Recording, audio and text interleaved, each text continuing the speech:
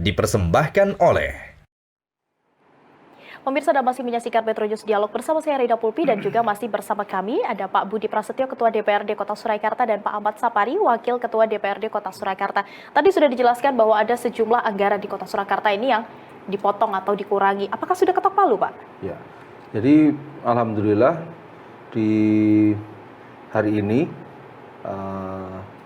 hari Senin, tanggal 15 Agustus, kita baru saja menyelesaikan paripurna yang berkaitan dengan KUPA PPAS tahun 2022, dan akhirnya kita sepakati bersama antara DPRD dengan pemerintah Kota Surakarta dengan tadi ditandatangani bersama antara pimpinan DPRD dan Wali Kota Surakarta.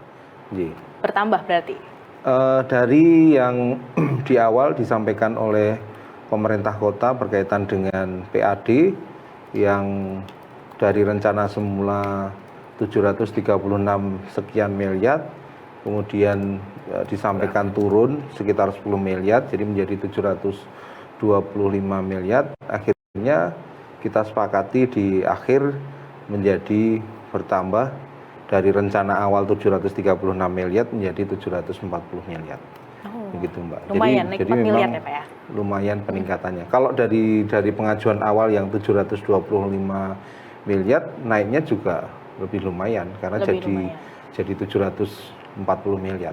Oke, Pak Sapari, ini berarti sudah ketok palu begitu ya Pak Budi tadi ya? Sudah ketok palu, justru ada kenaikan anggaran untuk sejumlah sektor begitu di pemerintah Kota Surakarta. Betul. Kemudian Pak Sapari, target PAD seperti apa ke depan ya? Jadi gini Bu, sebenarnya para anggota DPR itu untuk memutuskan tidak gegabah ya, hanya minta peningkatan. Kita juga melihat potensi-potensi daerah yang ada, sehingga apa yang kemarin Pak diterangkan bahwa dari pemerintah kota minta penurunan, tapi kita juga melihat potensi yang masih bisa digali, akhirnya tetap tidak kita izinkan, tapi justru kita tambah pendapatan hasil daerah, mungkin dari pajak, mungkin dari retribusi daerah, itu semuanya kan kita juga melihat potensi itu bisa untuk dilaksanakan. Memang biasanya kalau pemerintah itu kan mengeluarkan sedikit-sedikit, sehingga potensi jangan sampai habis lah. Nanti jangan tidak kerja oleh kita ada teman-teman DPRD itu. Ya, salah satu asumsi kita bertahan ataupun mungkin ingin bahwa target pendapatan itu bisa lebih baik dari tahun 2021 dikarenakan kan pandemi COVID, terutama yang kita lihat di kondisi 2022 ini kan sudah sangat berbeda dengan tahun 2021. Makanya kita tetap menginginkan kaitannya dengan PAD ini ya bisa paling tidak bertahan, syukur bisa naik, apalagi di tengah Pak Wali yang akhir-akhir ini kan sering menarik semua event-event ke Kota Solo. Mestinya kan ini berimbas ataupun signifikan dengan PAD yang kita terima. Kan semua ke Solo berarti kan otomatis ada uang yang ditarik ke Solo, yang lari ke Solo dengan dari event-event luar itu semuanya ditarik ke Solo. Iya betul, memang banyak. Iya, bagaimana Pak? Saya juga memberi masukan. Nanti ada event besar yaitu Muktamar Muhammadiyah di akhir. Akan kedatangan sekitar 2 juta utusan. Itu kan termasuk akan menjadi penghasilan daerah Kota Surakarta ya. Dari sisi retribusi, dari pajak daerah, karena orang jajan otomatis kena 11% yang dari jumlah yang diajarkan. Itu kan yang bayar konsumennya itu. Iya, ini menjadi menjadi celah besar begitu ya. Nah, kemudian kalau kita bicara, banyak sekali tadi disebutkan oleh Pak Budi, banyak event yang ada di Solo. Kalau sampai saat ini Pak, seberapa pengaruhnya? Ya, mestinya itu berpengaruh terhadap kondisi perekonomian masyarakat yang ada di Kota Solo. Karena kalau dibandingkan dengan 2021 yang pada saat itu kondisi COVID juga masih sangat di luar perkiraan kita.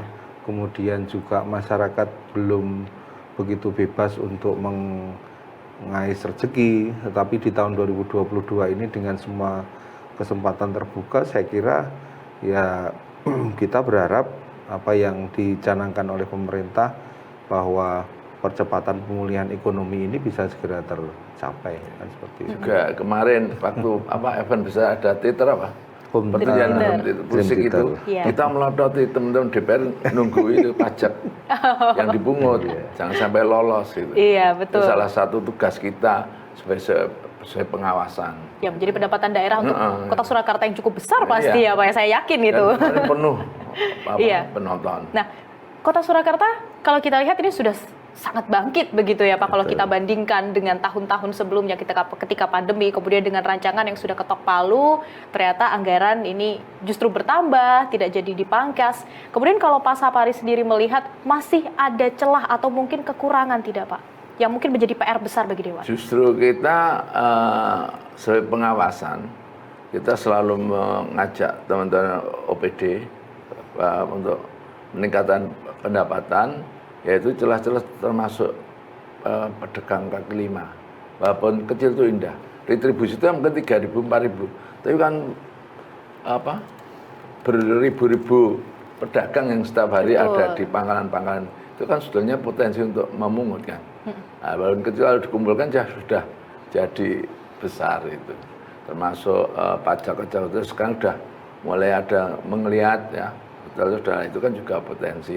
Juga sebenarnya kalau kita mulai detail sekali bisa menghitung pajak hotel itu daripada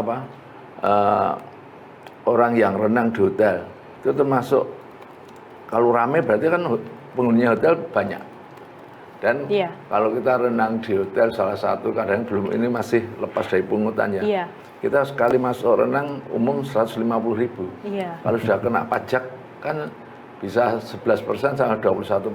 Betul. Nah, kecil-kecil tapi banyak ya Pak ya. Ini yang Kecil menjadi itu celah indah. besar ya, menjadi celah besar gitu untuk diawasi begitu ya. Baik, jangan kemana-mana pemirsa, tetap bersama kami di Metro News Dialog. Kami akan kembali usai jeda.